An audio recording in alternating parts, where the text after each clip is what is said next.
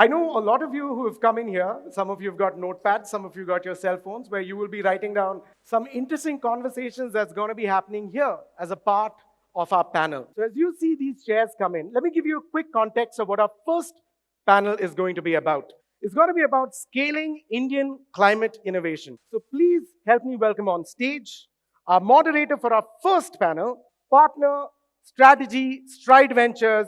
Please give it up for Ravneet Mann. There you go. Hi. Ladies, gentlemen, and others, I hand you over to the much more capable hands. Thank you very much, and we will see you immediately after. Please give it a round of applause. I'll see you after the panel.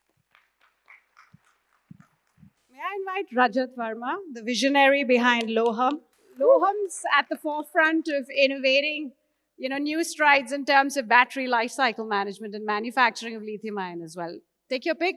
Neeraj Jain, co-founder from SolarSquare. I think Neeraj is doing, a great job in terms of proving localized innovations can, in fact, have global impact vis-a-vis climate change. From becoming the #1 installer for solar installations for a residential sector. Commendable. May I now call upon Mr. Pulkit Khurana. Pulkit is the co-founder of Battery Smart. I think he's taken on a huge challenge to break all barriers for EV adoption in the country, making it really efficient for people to have EVs, especially in, I would say, crowded urban areas. May I call upon a co-founder for Stride Green, Vivek Jain. Woo! Stride Green it's a name very dear to my heart. Stride Green is really the entity that is looking at plugging in that gap that we've identified, which is in terms of harnessing the life cycle of all green assets for climate-focused India. And I think I'm going to delve into that after this introduction to all these lovely gentlemen. There's this unique situation that India finds itself in, where the third largest emitter of greenhouse gases, we have one of the lowest per capita energy consumption rates in the world. And the paradox is we're a growing economy. And we have this unique challenge now where we don't have the advantage like the erstwhile countries to be able to do it, with come hell or high water, regardless of, the consumption that we're going to have from an energy perspective. And now we need to scale more responsibly. And it's a unique situation which requires, I feel, to some extent, and I think you'd be better positioned to view it from your perspective at SolarSquare, vis-a-vis frugal innovation, which I think is the ethos of, the Indian entrepreneur. And how have you seen that pan out in terms of how you came up with the idea of SolarSquare? Before I speak, I just want to congratulate the Stride team, and along with the founders, I want to congratulate them. Apart from all the economic progress of having built a terrific team, I think top to down, tremendous people that I worked with. So just one shout out, and if everybody put their hands together to the Stride team. I think on the frugal innovation part, I think everybody, all founders here would agree that, India, all those obstacles that we spoke about are also an opportunity. And I'll just give our case that my customer is the middle class of India and has to buy a product worth 3 lakh rupees. And very few industries, maybe real estate, somebody in education, and only gold and automobiles have probably sold a product of that ticket size. So it is about that frugal innovation and service and trust. I think what probably so many entrepreneurs here need to solve for is that trust. Even if you're B2B, B2C, I think, it's very easy probably to spend a lot and make a product or service expensive, but to add value, I think you have to just keep chipping away at it. And for us, to be honest, hardware engineering, go-to-market, financing, everything we had to chip away just to make the product viable. It is not that you can pick one aspect of the business and just scale that. I think in climate, because we are up against the odds, you probably have to excel in all those fronts, and I would love to hear from the other founders also. I don't think it would have been easy, but because it is tough, that becomes a moat as you scale. Wow, well said, Neeraj. Rajat, do you feel that holds true for an organization such as yours, where there is such a heavy reliance on R&D? What are the unique challenges, trying to scale a climate-centric solution for you? Is it supply chain, science, execution, baking in frugality when you have those high R&D expenses? How's it been for you?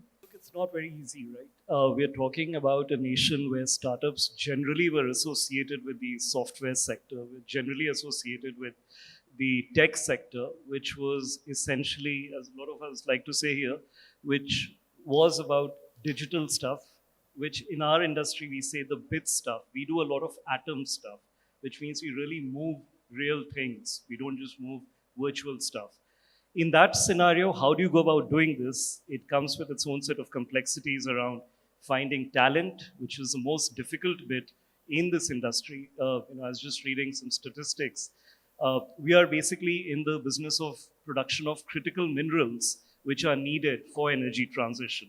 Critical minerals, some of you may have heard of things such as lithium, cobalt, nickel, and a whole host of things out there. And you come to our office and we'll make sure you go back knowing the periodic table very well. But it's all about producing those critical minerals sustainably.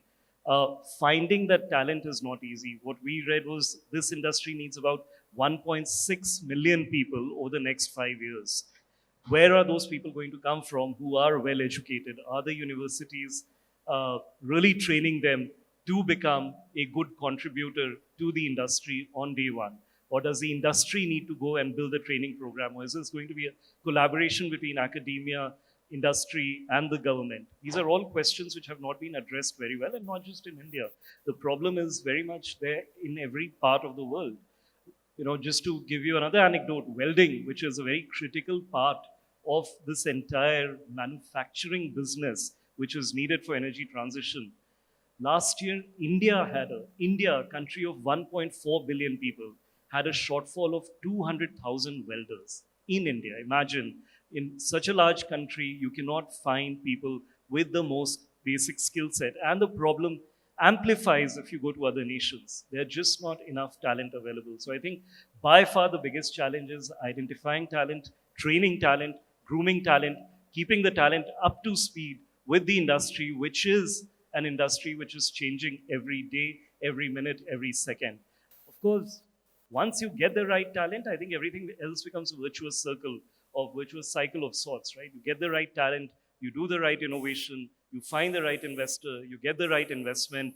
And of course, thank you again to Stride and team for having supported us from our journey very early. And in particular, outside of Ishpreet's leadership, I do want to call out Rajat. Don't know where he's sitting, but he's been one of our biggest supporters from day one. So a big shout out to Rajat and a big hand for him as well, please. Rajat, we can't see you. I don't think I can see him. Maybe he stepped out for a bit. But of course, you find the right investor, and then, of course, you get into the cycle which allows you to function properly as a business. So, and to your earlier question about trust, I think goes without saying. And in our particular case, it was actually about establishing trust with the talent, right? Identifying great people in the industry to come on board and say, hey, look, there is a possibility of starting a company in the manufacturing sector that the industry will support. Manufacturing what? That the investor community will support, right? That in itself is a little bit of a rolling the eye moment for a lot of people. So, yeah. Talking of collaboration to build this talent, right? You said it's going to be industry that's required, government that's going to come in, academia. There's a strong role of partnerships, whether it is in, nurturing and, growing that talent pool, or even in terms of, let's say you have that talent in place. How do you still utilize it effectively from an execution perspective to grow? Your perspective of making sure the flash moment really comes in your battery swapping. How's the partnership, angle been for you to help you scale up? I think for anyone in the space like we are, and where a massive transition is happening, it's very hard to imagine someone building a full stack business where you can do everything, right? And especially given it is extremely capital intensive from a point of manufacturing of, say, batteries or recycling of batteries to OEMs, etc. Right? So what we have tried to do is stick to what we know well, which is, let's say, network management, creating awareness among users, acquiring them. But for everything else, we have relied on partnerships with different people from the ecosystem, whether startups or larger group of companies, or to governments as well. To give you an example, we partner with almost every battery manufacturer in India to produce batteries for us. We partner with almost every two-wheeler and three-wheeler OEM to sell a product where users can afford that product at 50% lesser cost, and they don't need to own that battery. For locations, we partner with local entrepreneurs who have a shop which is lying idle. They have a electricity connection. We train them, educate them, and enable them to become a swapping station operator. We partner with government where they have a vacant land which can be used as swapping station. We partner with funds like yourself who can help us to deploy more capex around all the batteries that we own on the network. We are partnering with large PSUs who can own certain assets for the network itself. I think it is extremely collaborative, and it is necessary to do so to be able to build a fast-paced organization. And I think that has played out well for us. We decided that we don't have the skill set to become a manufacturer. It would also not be capital efficient for us to do so. We never did that. We partnered with Lohum, for example, anticipating that these batteries will be recycled at some point of time. We would love to partner with SolarSquare, for example, to repurpose some of the batteries for storage solution and home inverters for the rooftop solar solution.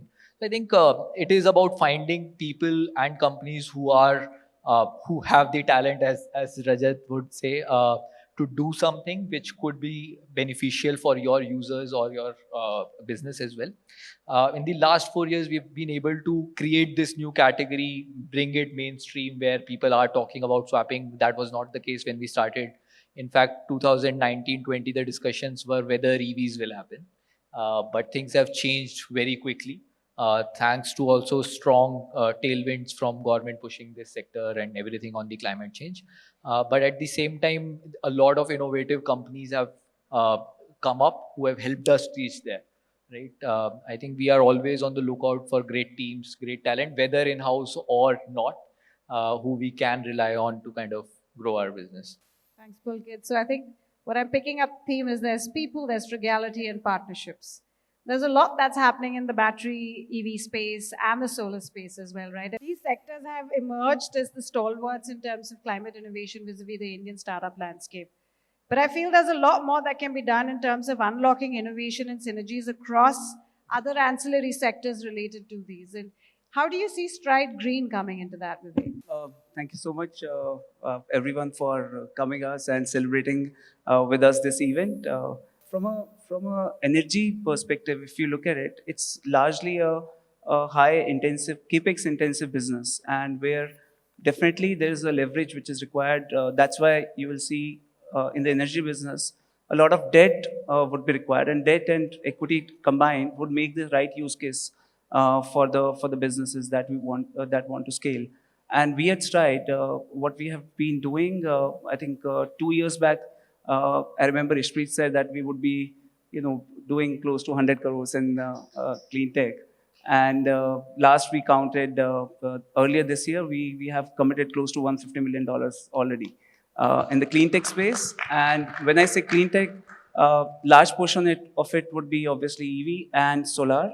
And within EV also, we happen to, what happened was that we happened to invest across the whole ecosystem, and that is right from the OEMs to, to the swapping network, to the largest ride-hailing companies, to the recycler, which is our dear partner Lohum, and obviously we have a large last-mile delivery platform as a part of portfolio, and a couple of telematic service providers. Similarly, on the solar side, both the rooftop, both on the commercial side and the consumer side, we have done. So that gave us a lot of understanding that how this whole ecosystem is playing out, and the requirement, I think, the gap that we identified was largely towards the end asset financing, and these are all smart assets. So we thought that we should have a separate platform which can, combine the whole ecosystem and bring everyone together. Now, what we are currently working on is, to your question, that how maybe a solar and a EV could work together. So obviously we are seeing a lot of synergies in the charging infrastructure where through these chargers, the chargers are powered by solar panels. The other larger sector that we are working is the energy storage systems, where both the batteries and Pulkit has the largest repository, Rajat has the largest systems in place, and then obviously and then Neeraj is there to help us support that. So essentially what we are seeing, what is happening in the ecosystem is that there is a lot of cross synergies which are there, and we are trying to unlock those cross synergies. So that's what the Stride Green is all about. It's about innovation, like we have always stood up for.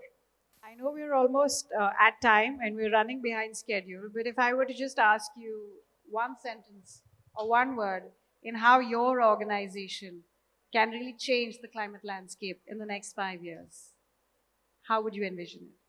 How many of you have ever recycled anything here? Okay. If I can get everyone to raise their hands next time, I think I would have done a good job.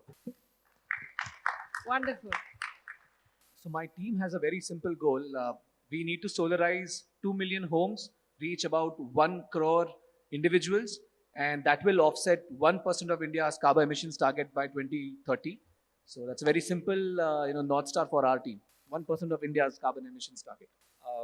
So where we have reached so far is that we are avoiding at least 500 tons of CO2 emissions daily.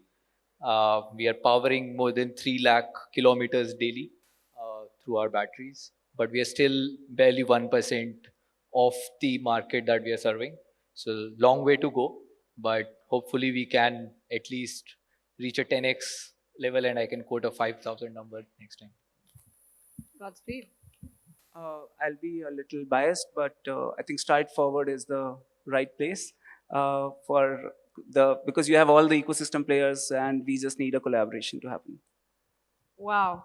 Guys, can we have our hands together for this amazing community that we have here? You know, they say that addressing climate change is an enormous task. It can't be done. It will be long and protracted. It will be expensive. But we have some shining examples here that make us think that it's not that difficult. And there is light at the end of the tunnel. Thanks, gentlemen. Thank you.